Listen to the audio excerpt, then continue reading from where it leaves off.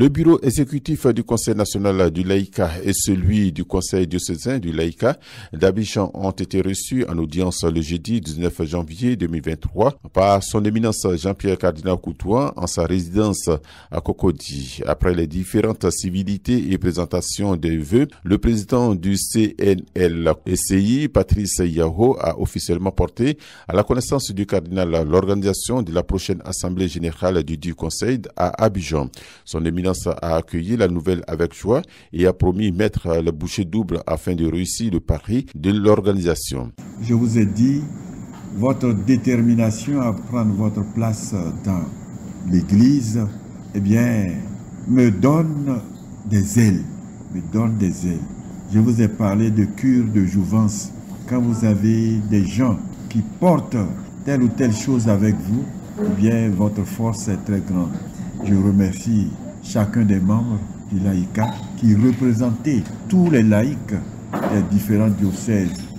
Que le Seigneur fasse que chaque laïc, où qu'il est, sache que dans l'Église, il a quelque chose à apporter. Aucun ne doit être laissé pour compte.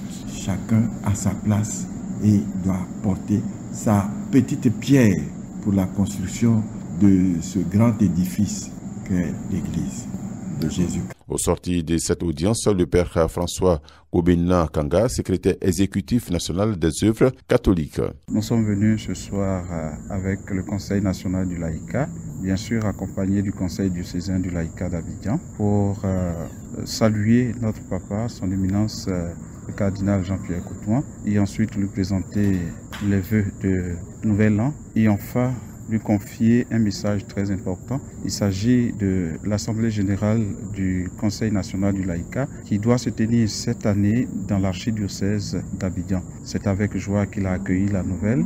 C'est avec joie qu'il nous a donné sa bénédiction en nous demandant surtout de nous unir, de nous donner la main laïque comme prêtre autour de nos pères archevêques et évêques, notamment autour du cardinal, pour que nous puissions réussir cette assemblée générale afin de bâtir surtout un laïcat fort pour notre Église catholique en Côte d'Ivoire forte.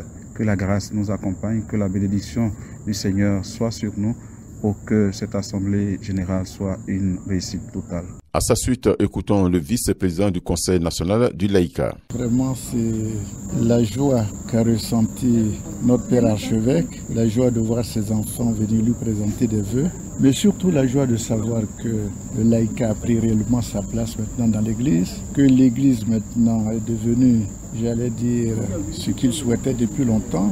Ce ne sera plus le clergé ou la hiérarchie qui parlera au nom de l'Église tout seul, mais les laïcs, eux aussi, assumeront désormais leurs responsabilités comme ils le font déjà. Et c'est ainsi qu'à la fin, nous a donné la bénédiction en nous encourageant de continuer sur la voie que nous avons prise, parce que l'Église, c'est vraiment l'affaire de tous, clergé et laïcat ensemble. Je pense que c'est vraiment sur un bon ton, une bonne ambiance que vraiment nous quittons sa maison.